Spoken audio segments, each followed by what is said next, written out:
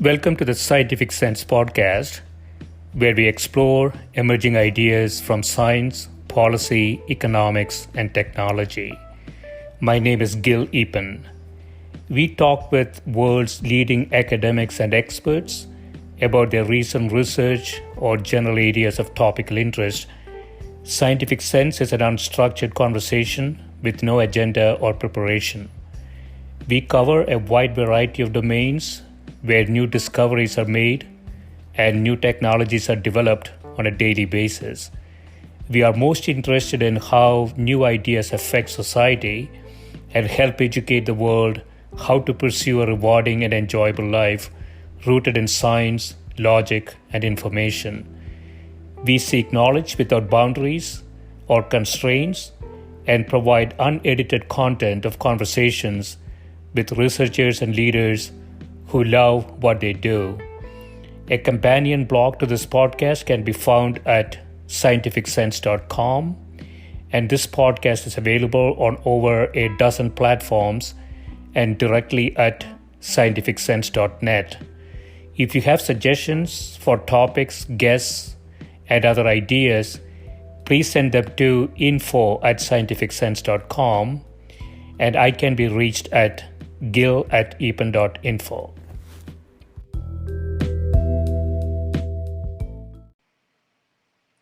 My guest today is Professor Shelly Flagel, who is an Associate Professor of Psychiatry and the Interim Co-Director of Michigan Neuroscience Institute at the University of Michigan. Her laboratory studies individual differences in vulnerability to mental illness with a focus on addiction.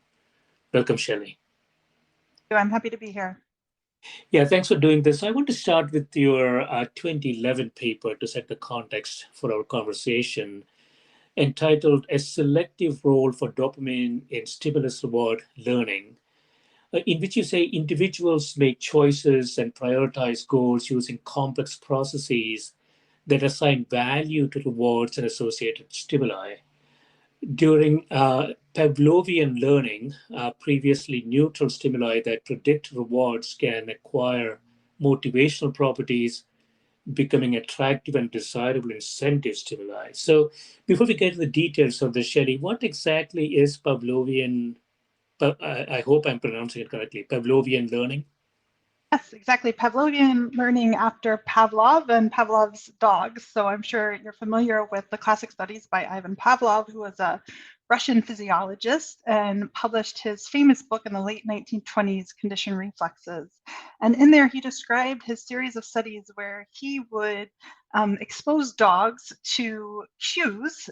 These cues or stimuli, in this case, was actually a bell or a metronome, and it was paired with a food reward.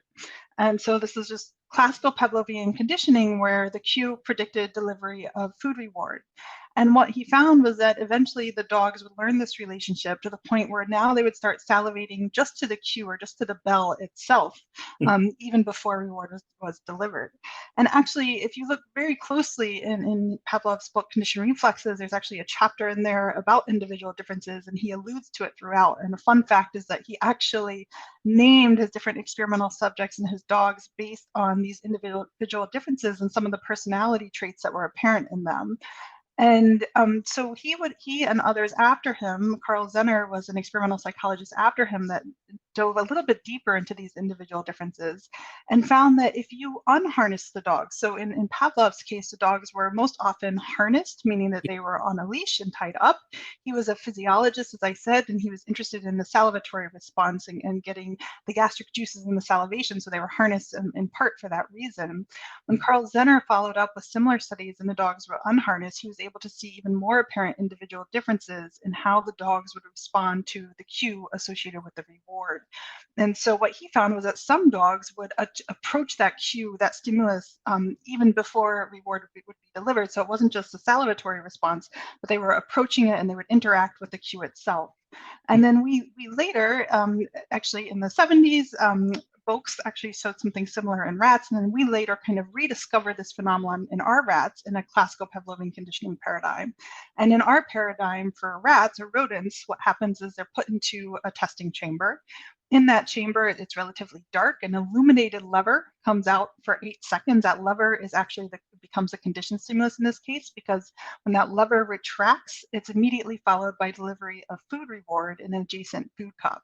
And so it's lever food pairings in this case. The conditioned stimulus is a lever, the unconditioned stimulus is a food reward.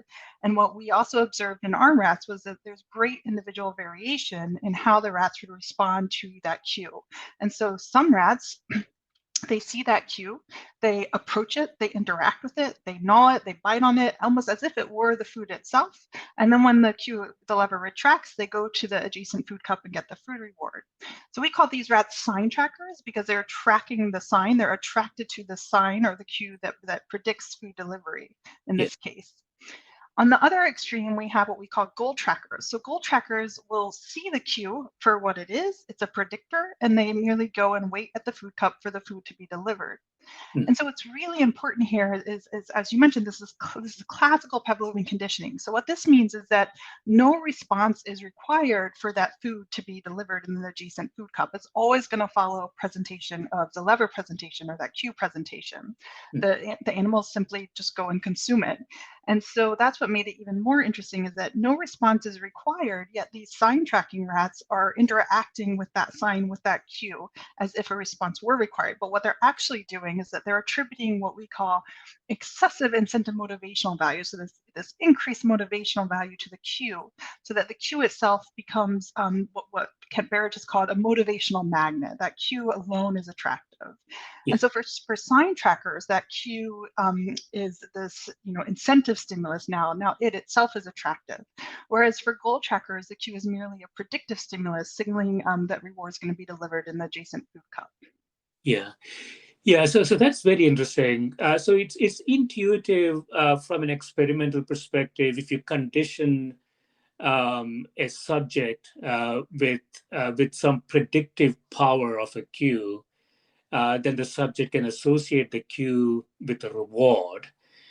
But more interesting is that, as you say, individuals vary quite a bit in this response, right?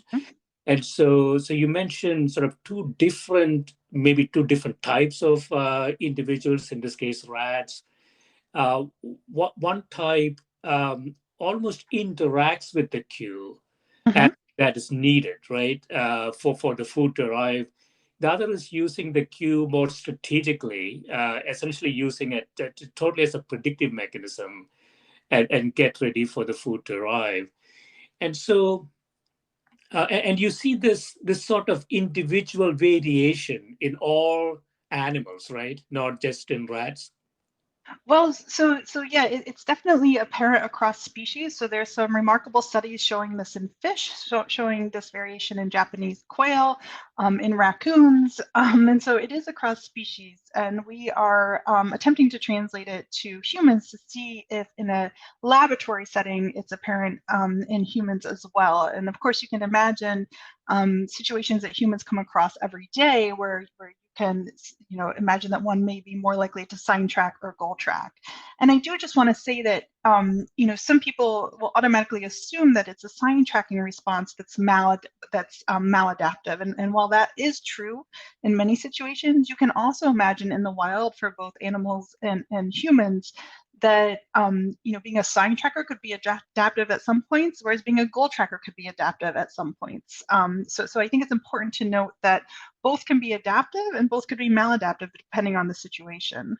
Yeah, and so sign tracking is possible only if you can interact with the cue. So suppose you have another type of cue like a bell or something. How would the two types differ in such a case? Right. So that's a great question, and we know from old studies that the inherent properties of the conditioned stimulus matter a lot. And so there's actually some great studies with Japanese quail looking at sexual conditioning, showing that their approach behavior towards a conditioned stimulus that predicts the availability of a receptive mate, their approach behavior and their conditioned response is determined by the qualities of that conditioned stimulus. So whether or not, for example, it has feathers on it, or if it's just a plain brick. And so that matters in terms of those types of properties, but it also matters how manipulable that stimulus stimulus is. So you're perfectly right in that we have a lever as our conditioned stimulus, and they can easily manipulate it. But when the stimulus is more diffuse, like a sound or a bell, there's nothing to manipulate. If the stimulus for a rat, for example, is a key light, then their sign tracking behavior might look quite different, where you would likely get approach behavior, but not necessarily interaction with that light. In contrast, it's also species dependent, whereas in pigeons, if you now have a light on a wall that predicts food delivery, the pigeons will actually peck at that light. And there's, again, remarkable classic studies showing that these pigeons that sign track, their condition response depends on the unconditioned stimulus or the reward. So these classic studies in pigeons showed that a pigeon will key peck at the light with an open beak if the reward is a pellet, essentially a grain pellet. But if the reward is a liquid, you can actually see these videos where the pigeons are actually now keeping their beak somewhat more closed, and you can see their gullet movement as if they're swallowing the liquid itself as they're pecking the key light. So that the inherent properties of both the conditioned stimulus and the unconditioned stimulus matters. In terms of sign and goal tracking, we know that it matters as well, and we know that sign tracking might look different depending on the properties of the stimulus. Yeah, so I was also wondering, Shelly, I obviously don't know anything about it. In the wild, sign tracking may have had some advantages, right? Perhaps sign tracking signals that the animal is basically signaling to competition that Mm-hmm. it has already, claimed the food that is going to arrive. Do you see there is anything like that going on? If so, do you see a difference between sort of wild animal and more domesticated lab rats? Yeah, to my knowledge, unfortunately, I don't think the studies have been done looking at wild animals, but it's definitely something I'm very interested in. Not just in wild rodents, but also in non-human primates. I think would be really fascinating to observe in the wild in terms of determining whether or not they're sign or goal trackers. Because I'm sure everybody can, think of their social circle and identify who they predict or who they think might be a sign tracker or goal tracker based on their behavior. So in humans, it's kind of easy to imagine. In the wild, I think a good example is, a rodent and having to decide whether or not they're going to go after that cue for food availability in the middle of a field, and they'll have to weigh the pros and cons, right, and decide whether or not it's worth putting themselves after, going after that cue that may predict reward delivery, if that also means increased potential of being predated upon. And so there's many scenarios like that you can imagine, but like I said, unfortunately, I don't think much has been done, at least not in rodents, and as far as I know, also not in non-human primates, in terms of observations in the wild. Yeah. As I mentioned before, there have been studies done in fish, but even those with the cod were done in fish in the laboratory. And so in the paper, you talk about a neuroscience basis to it, and that is dopamine, the neurotransmitter, acting in the stimulus reward learning. And so dopamine. So exactly what do you find between these two behaviors? There is a difference in dopamine release and actions. Right. So one of the biggest advantages of this model is that it provided us the opportunity for really the first time in the field to dissociate what we call this incentive learning mechanism and these predictive learning mechanisms. And so we knew that if a cue predicts reward delivery, then dopamine kind of tracks that cue and can give an anticipatory response that's referred to as prediction arrow. So that is, the prior studies had shown, it started out in non-human primates and then eventually was shown in other rodents and other species. These prediction error studies, and the reason this theory came about was that it was shown that if you expose animals to a cue and a reward, what you initially see is that prior to conditioning, prior to that cue attaining value, you have an increase in dopamine in response to that reward receipt. But after pairing that cue with the reward, what you saw was a shift in dopamine from the reward to the cue. So that is, dopamine would now peak in response to the cue once it attained those predictive properties, and then you wouldn't see as much of a peak in response to the reward delivery. But we were able to show using this animal model, again, because what we now, based on what I told you a few minutes ago, we now know using this model that we can dissociate predictive and incentive learning. So that is, a cue is a predictor and a list is a condition response for both. That's the only type of learning that goal trackers rely on. But for sign trackers, a cue has this extra incentive motivational value. And so if we look at dopamine, what we wanted to do is we use fast-scan cyclic voltammetry in collaboration with Jeremy Clark and Paul Phillips at University of Washington in Seattle. And we use fast-scan cyclic voltammetry, which allowed us to look at dopamine release in the core of the nucleus accumbens at a very high temporal resolution, so sub-second level.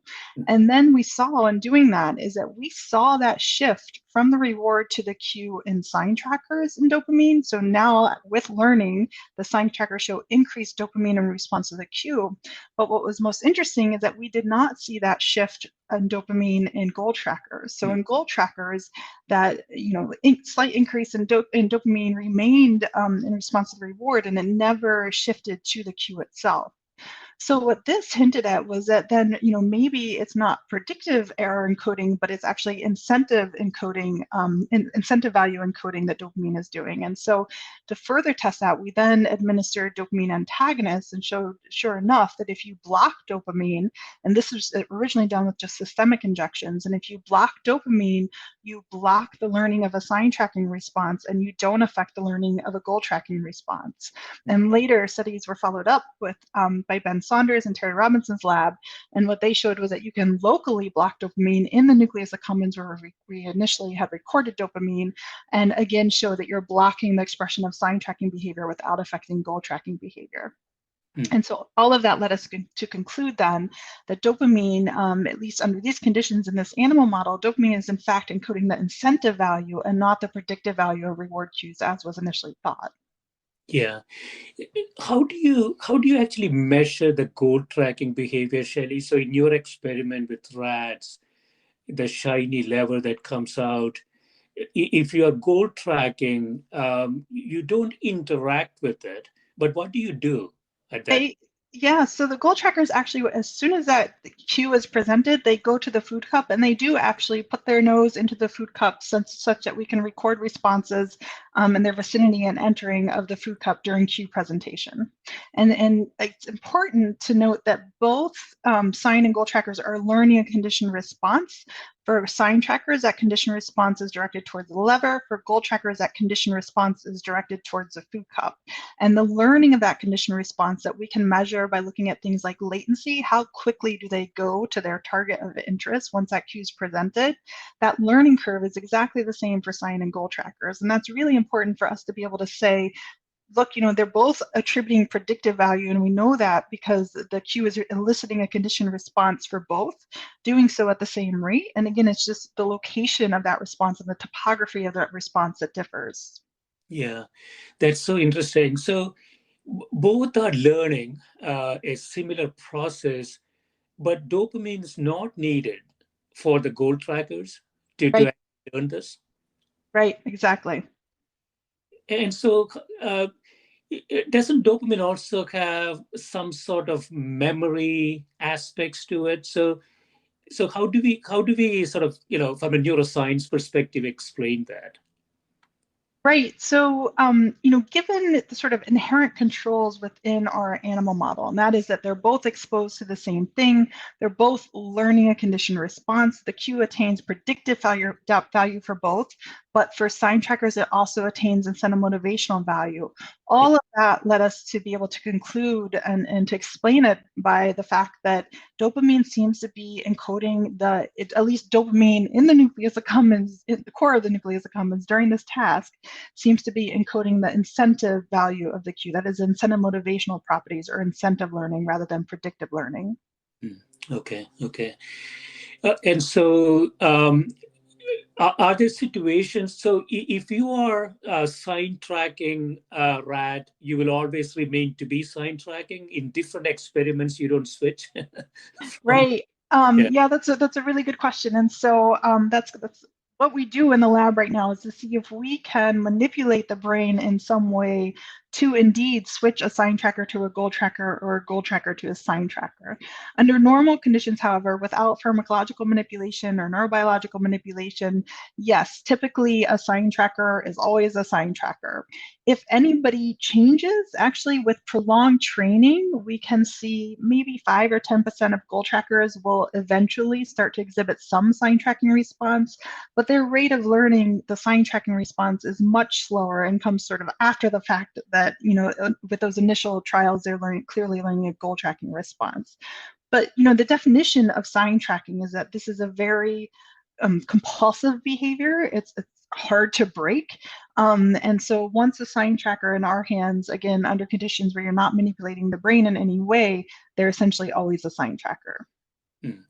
If you have some, I don't know if this was done, Shelly, if you have some sort of error in the experiment, meaning the food doesn't show up maybe 15% of the time even after the cue arrived. So there is an error, a random error introduced to it. Right. Who is more likely to to do it better? Is it a sign tracker or the goal tracker? Right. So if there's error or probabilities introduced after they've already acquired the behavior, a goal tracker is going to be more likely to adapt and be more flexible. And so that's another characteristic that's sort of inherent within sign trackers, is that they're not able to be flexible when it comes to interpreting the value of a discrete cue. And so again, once that value is attributed, the behavior that elicits and that value itself is difficult to alter. There's been a number of studies where you can do just that. And again, this gets back to some of these classic studies where you change probabilities or you change the hunger state of the animal. And all of these things can change inherent tendencies in some form or another towards either sign or goal tracking by changing the experimental parameters. But once they've already acquired under certain conditions and they've acquired these behaviors, then it's going to be more likely that goal trackers will be able to use contextual cues, especially to regulate their responses, more adaptively relative to sign trackers. So would you say the sign tracking behavior is almost instinctual? We know that dopamine is involved in that incentive aspect of it. So it is sort of driven by the hardware, isn't it? Right. And so, yeah, that's also something we're trying to determine in my lab is how much of this is, I don't know if I would use the word instinctual. I feel like oftentimes when people think of instincts, they think of being adaptive, but I would say inherent. So we know from some selectively bred rat lines, for example, that if you breed animals on a given related behavioral trait, you also see that these animals are more likely to exhibit sign tracking behavior. So we know we can breed for these types of traits. We know that there is a heritable component. And so the notion that we're going after in the lab right now is that, yes, in these animal models, at least in rodents, it seems that you're born with this inherent tendency. And now we want to know what we can do to prevent that tendency or to allow and permit the animals to better adapt to their environment.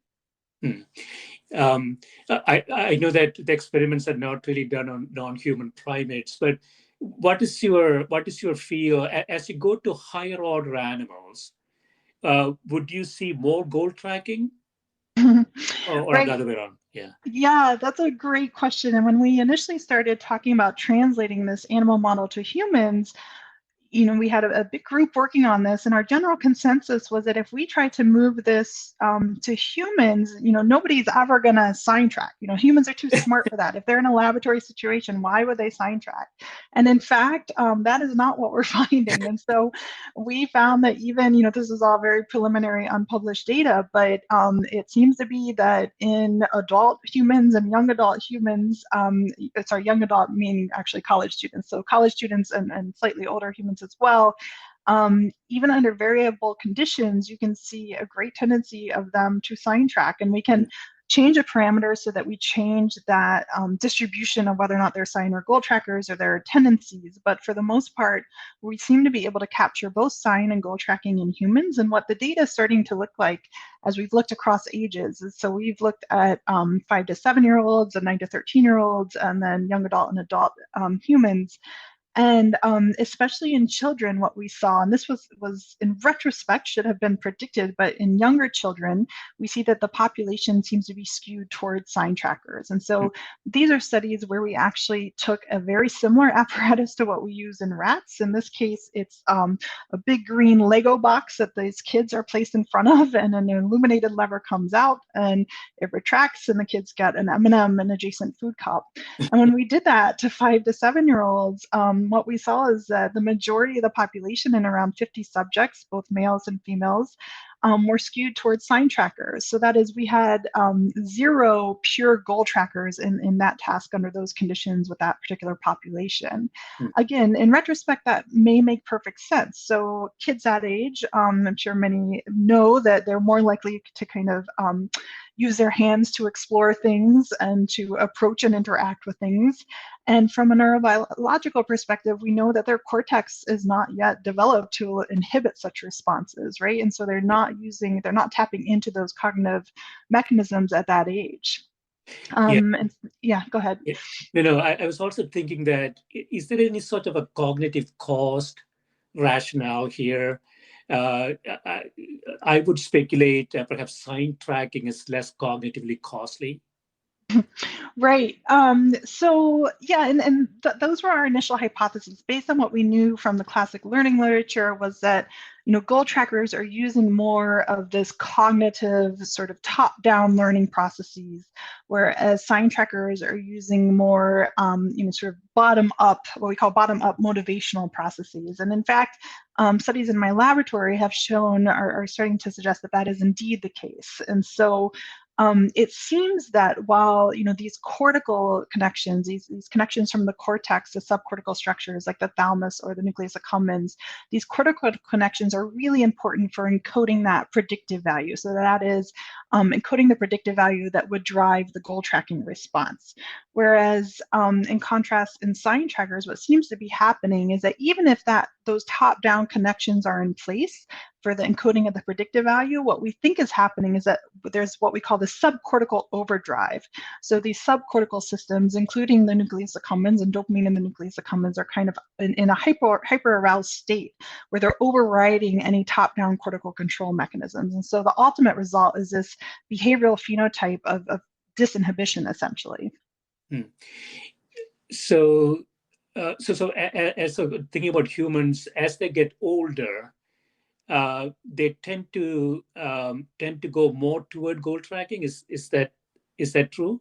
Right. So that would be the hypothesis, is that, presumably as that cortex develops, and mind you, it doesn't develop till quite late, in males, not until the 20s, early 20s even, that it's fully developed. But in humans, the idea would be that as that cortex develops and as those connections are being made with the subcortical systems, then they'll be able to better able to regulate their responses, and thereby maybe more likely to show goal tracking behavior when it would be appropriate. And one could argue that in a laboratory setting, why would it ever be appropriate to sign track in that case if you're able to recognize that the cue is indeed predicting reward delivery and that a response is not required. Yeah, so if I understand this correctly, Shelly, so it's not just top-down decision-making, right? Because we can see that there is no dopamine release. So there is something physical that happens or does not happen. Right. So, there's clearly a decision-making component. In goal trackers, that's dopamine, it seems to be dopamine independent.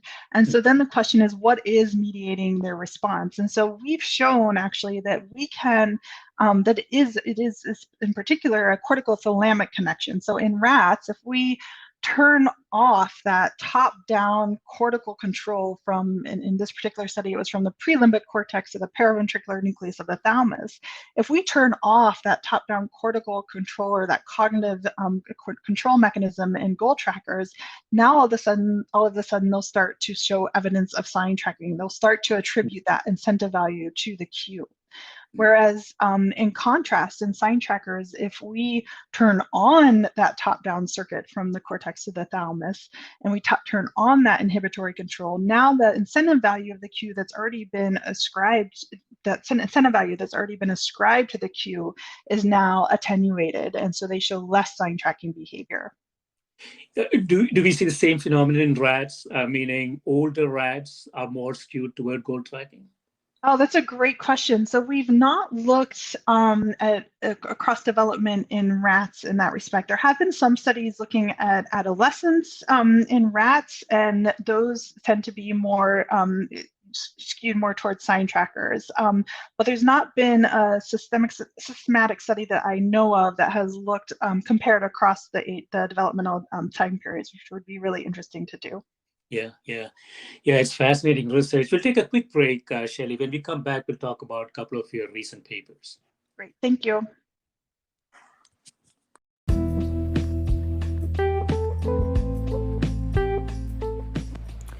This is a Scientific Sense podcast providing unscripted conversations with leading academics and researchers on a variety of topics. If you'd like to sponsor this podcast, please reach out to info@scientificsense.com. So we're back, Shelly. You were talking about individuals making choices and prioritizing goals using complex processes and assigning value to rewards and associated stimuli. And we talked about sort of two different types of individuals, the sign trackers and the goal trackers. The former seem to attach, I don't know if it's the right term, attach more importance to the cue, more incentives to the cue, I should say. And we know that dopamine is more closely involved in that behavior, whereas goal trackers are more focused on the predictive power of the cue. And I know that you're working on translating some of this work that was done on rats in your lab into human beings. And you have a paper, recent paper, mapping sign tracking and goal tracking into human behaviors. So one interesting area to think about here. How do these have some sort of a direct connection to some of the mental disorders that we see in humans? Great, yeah, that's a great question. And so I'm going to actually take a step back and tell you what we know from rodents and why we are hypothesizing what we are regarding the human behavior and the translational relevance. So in rats, I told you about how we characterize rats as sign and goal trackers. Sign trackers, as you said, are attributing this excessive incentive motivational value to the cue, whereas goal trackers are merely attributing predictive value to the cue. And this was interesting to us, as I said, one, because it allowed us to parse the neurobiological mechanisms underlying predictive versus incentive cue reward learning. But as we started to study these behavioral phenotypes more deeply, what we found was that sign trackers are also more impulsive than goal trackers, which may not be too surprising, but specifically they're less able to withhold responding, even if that means losing reward. And so that's how we assess it in the rodents. And so they're more impulsive on tasks of impulsive action. And there's a number of addiction-related behaviors that sign trackers exhibit to a greater extent than goal trackers. So, for example, sign trackers are more likely to show enhanced relapse propensity, to relapse to, for example, cocaine-seeking behavior, even following a period of abstinence. And so this is in the sort of psychological theories that they tap into. That is the incentive sensitization theory of addiction that essentially states just that. That is that attributing excessive incentive motivational value to cues associated with drugs is one of the underlying mechanisms that contributes to addiction.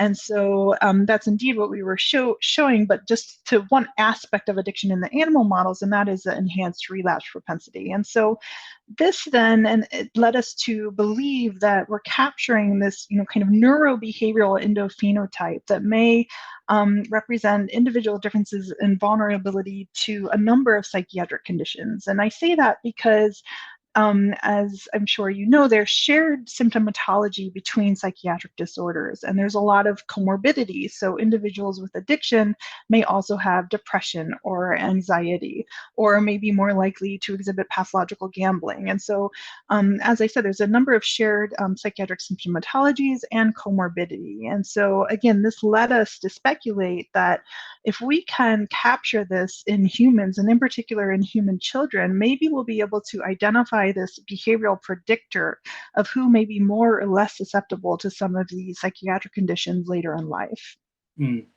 Yeah, that's so interesting. So there is some aspect of sort of an immediate gratification here, right, for Right. trackers. And so I wondered, in some sense, they are getting a lot of utility by being a sign tracker. So even before the reward arrives, they're actually getting some utility by just playing around with the cue. And so are they not able to wait for the reward? Is that an aspect of it? Right. So that's a great question and a really important point. And so we're lucky in animal models in terms of assessing impulsivity, where we can start to really tap into this multidimensional construct of impulsivity. And so there's 2 points there I want to go back to. One is that you said, there's this utility in just interacting with the cue itself. And that's exactly right in the sense that we know that the cue itself is rewarding or reinforcing for sign trackers to a greater degree than goal trackers. That is, sign trackers will work for presentation of that cue alone, even in the absence of reward. And that's one of the fundamental properties of us being able to say this is indeed an incentive stimulus, a cue that's been attributed with excessive incentive motivational value for sign trackers, but not goal trackers.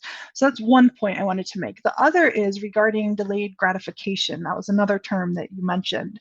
And what we actually have shown in rats is that when we test impulsive behaviors in sign and goal trackers, we don't see much of a difference between the two phenotypes in their ability to make impulsive choices. And so that is, if a rat would have the choice between one lever that will give them one food pellet immediately versus another lever, if they respond on it, it will give them 5 food pellets, but not for 30 seconds or 45 seconds, we actually don't see a difference in those choices that are made between sign and goal trackers. Where we see the differences on tests of impulsivity are specifically with impulsive action. So now if they're in the chamber and they're given a task where a lever is presented, and now it's presented for a certain amount of time and they have to withhold responding. So even though the lever is there, they can't respond on it until they wait 5 seconds in order to get the reward. What we see is that sign trackers are unable to wait those 5 seconds. So they are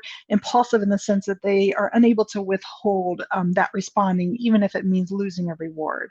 So we don't actually see differences between sign and goal trackers in the rat model in tasks of delayed gratification, but we do see differences in tasks of impulsive action. Yeah. I don't know, this was done, Shelly. So how long would it take, you think, if you take a sign tracking rat and in an experimental setting, you condition that as you would typically do, and then at some point you stop the reward completely? How long will it take for it to essentially stop interacting with the cue? Right. So we know it takes a lot longer for a sign tracker to do so than a goal tracker. And so this is what we call extinction. And so Yeah. now if you remove the reward and you look at you have them undergo trials of extinction training, what you see is that there's a big difference in that extinction curve in sign trackers relative to goal trackers when the task is following Pavlovian conditioning. And so it will take several sessions in order to completely extinguish that condition response. So this has some implications, as you mentioned, for addiction. Mm-hmm. And so from a treatment modality perspective, it appears that you have to deal with these groups of people slightly differently, right? If they have an addiction problem. Exactly. So what's really interesting is I told you how sign trackers show this enhanced relapse propensity, Yeah. and what we call reinstatement of drug-seeking behavior following experience with the drug. And most of these studies have been done with cocaine thus far.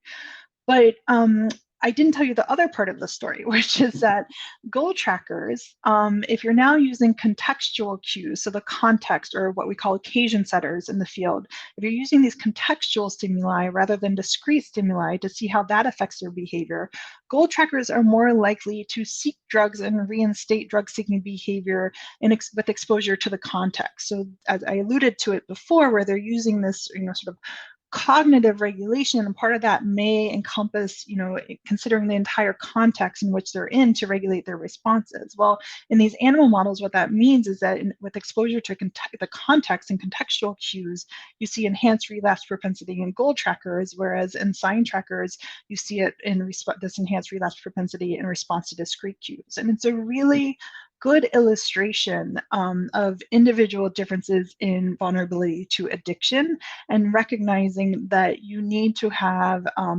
personalized medicine is what we call it, but you need to have different treatment options for different individuals. So an individual with addiction is not the same as the next individual with addiction. So the reasons they became addicted in the first place will differ, and the treatments that's going to help them is going to differ as well. Yeah, that's so interesting. So it seems like you could develop some diagnostics, right? I mean, it doesn't seem too difficult to identify. I mean, if you're looking for just sort of a binary sort of a classification, that doesn't seem too difficult from a sort of a survey or something to come up with a diagnostic, I would think, right? Right. That's the hope. And so, maybe you're right. Maybe we started way too complicated in trying to adapt our animal model, and it's a matter of a simple survey. But, that's exactly what we're doing, is we're trying to take advantage of all the different ways that we can record data from humans, whether it's, sort of mimicking what we're doing in rats, or taking advantage of smartphone capabilities and recording behaviors, or checking in with individuals. But that's the hope moving forward, is that we'll be able to find something that we think is tapping into these same sign and goal tracking phenotypes that would then allow us, perhaps to predict who's going to develop a psychiatric condition, but perhaps more importantly, how they should be treated. Yeah. And as you mentioned, from a personalized medicine perspective, there are multiple attributes here of interest, right? One is potentially a treatment time, duration of treatment that Mm-hmm. be different. As you mentioned, how they relapse, that the two groups relapse are quite different, it seems, right? One is more physical and the other is more mental. And so, and so sort of the risk management post-treatment could be quite different for the two groups. Exactly. It's really interesting area. You have another recent paper. Paraventricular thalamus is a critical mediator of top-down control of cue motivated behavior in rats. So we talk a little bit about this. So you say cues in the environment can elicit complex emotional states and thereby maladaptive behavior as a function of their ascribed value. You say here we capture individual variation in the propensity to attribute motivational value to reward cues using sign tracker, goal tracker animal models. So um, looking at the thalamus as sort of the control mechanism here that sort of mediates this behavior. Right. So, yeah, these studies, the paraventricular nucleus of the thalamus came out as one of the, quote, hot nuclei in terms of what was lit up in the brain that differed between sign and goal trackers. And, classically, the thalamus is considered a relay station, but I think as we're getting all of these advanced techniques and technology to probe the brain deeper than we have before, we're realizing that thalamus is quite complex and likely involved in many sort of emotional and motivational responses. And so if it is a relay station, it's a very important one and very complex one. And so what we've discovered with our work is that the paraventricular nucleus of the thalamus seems to be particularly important for sign and goal tracking behavior, and for regulating the incentive motivational value of the reward cue.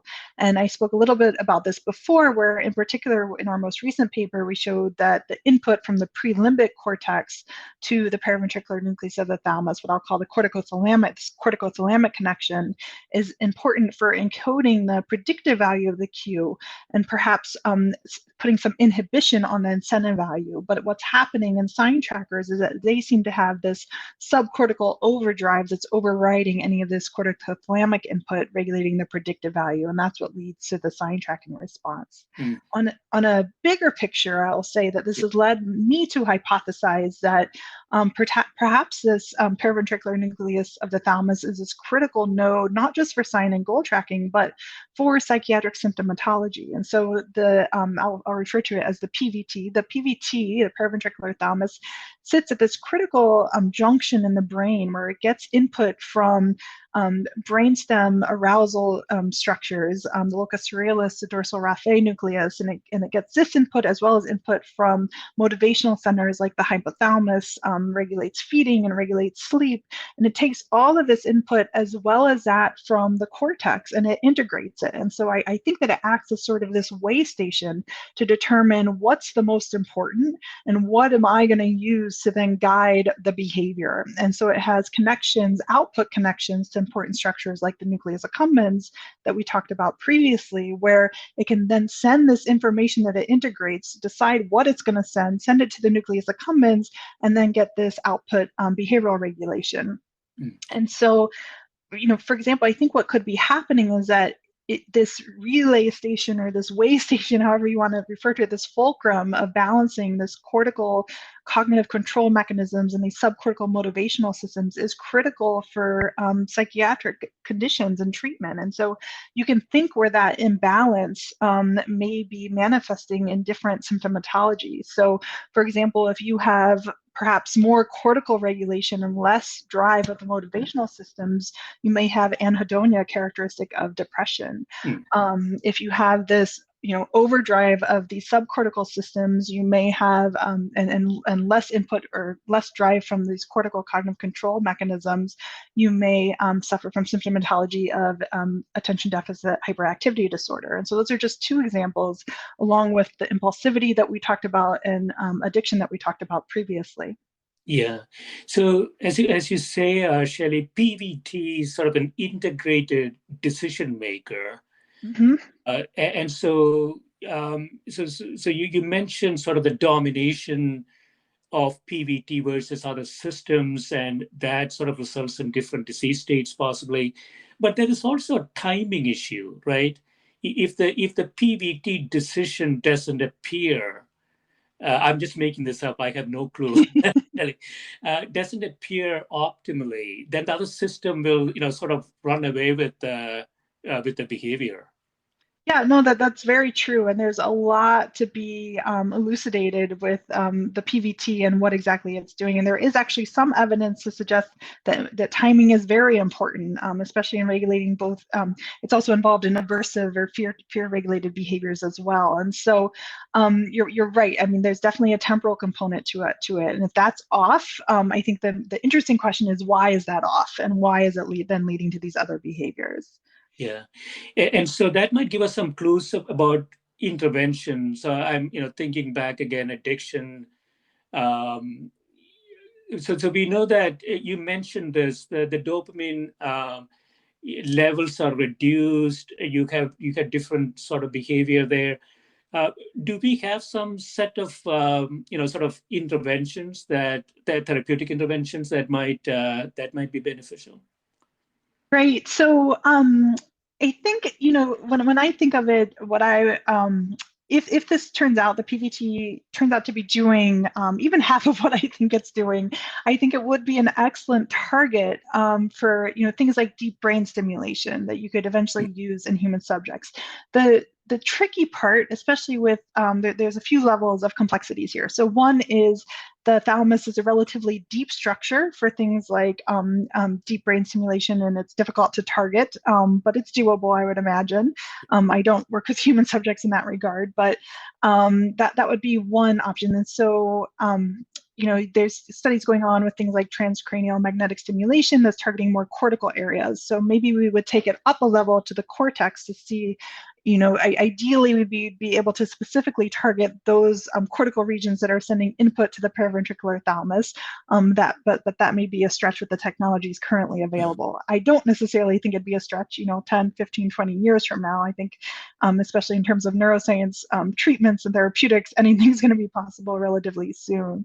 And so those types of brain manipulations in humans would be possible, but you have those sort of technical complexities, but also the complexities of the PVT as a structure. So one, we don't know a lot about it in humans. There was a recent paper outlining the functional connectivity in humans, and that was one of the first. And that's because previously with imaging techniques, it was really hard to target specific nuclei of the thalamus, but now we're getting better in that regard. And so I told you how it sits and it receives input from so many regions and it sends output to so many regions, and all of this interacts to guide and regulate behavior. And so I imagine with these sort of larger scale approaches in humans, it's going to be difficult to get that resolution that we can get in rats and that we know is necessary to specifically affect these behaviors or to specifically affect dopamine release to a reward or to a reward associated cue. Yeah, I'm also thinking, Shelly, that it has some implications from the criminal justice system. We know that the young adults behave in certain ways. Increasingly there are questions around who is responsible for the crime. The more important question could be that if we identify individuals who might be at risk from type of activity, could we do something about it before a problem happens? Right. Yeah, exactly. And so there's been studies in the past where they've used behavioral markers in children. So I'm thinking of Walter Michel's work with the Marshmallow Test that you may be familiar with. And what he showed was that you're able to predict a number of things by assessing whether or not children are able to withhold responding in a task similar to what I told you with rodents. So if they're put into a room where they're now a marshmallow is put in front of them, and they say if they're able to prevent themselves from responding and consuming that marshmallow for a certain amount of time, then they'll get 2 or 3 more marshmallows. And so this marshmallow test became a big behavioral paradigm that was used developmentally to then later see what that predicted. And so there's some controversy surrounding this test and the outcomes, but essentially it was used for that, which is that if you can use these types of behaviors that are evident early on to predict who may or may not develop behavioral disorders later in life, is there something we can do about it? And now that we're using such tasks to get at the underlying brain mechanisms, I think you're exactly right, is that eventually maybe we'd even not just be able to use behavioral and cognitive types of therapies to prevent such things from happening, but also perhaps brain manipulations. Yeah. Do you see gender differences in animal models as well as humans? Yes and no. And so if we look at a very large population of rats, what we see is that female rats, in the general population of thousands of rats, tend to be skewed more towards sign trackers than goal trackers. But if you look at just sort of raw levels of responding between male and female sign trackers, for example, there's not much of a difference. So on a population level, yes, female rats tend to be skewed more towards sign trackers in rats. But than their male counterparts. In humans, we've only looked so far at the 5 to 7-year-old population. And what we found there was that there's absolutely no sex differences. And I was actually having had kids around that age when we did those studies, and having been around both the boys and girls of that age, I was somewhat surprised by that. Yeah, and there is also a maturity question, right? I think it's conventional wisdom, I don't know if this is true or not, that girls mature faster. Right, and that's exactly why I thought that we would see differences. So in 5 to 7-year-olds, we don't. I'm really interested to see whether or not sex differences emerge in 9 to 13-year-olds. Yeah, and if you see sort of a cohort-based studies, whether you see sort of percentage differences in different age cohorts, exactly. That would be quite an interesting right. thing as well. And so in conclusion, Shelly, I know that your lab is doing a lot of work in this area. if you look forward 5 years, where do you think we could take this to? To some, we talked a little bit about therapeutic interventions. We talked a little bit about perhaps diagnostics and those types of things. Where do you think you will take this to, more from a practical perspective, to have the highest impact? Right. So my hope is that we'll be able to, in the next 5 years, determine what that task or that measurement is in humans that will allow us to confidently say, this individual is exhibiting sign tracking tendencies and this individual is exhibiting goal tracking tendencies. And then I think the most utility will come from then using that data, not just to make predictors of who may or may not be more vulnerable to a mental illness, but really to use it in determining the best therapy and therapeutic outcome for those individuals. Yeah. Excellent. Yeah, this has been great, Shelly. Thanks so much for spending time with me. Thank you for having me. Thank you. Great. Bye-bye. Bye.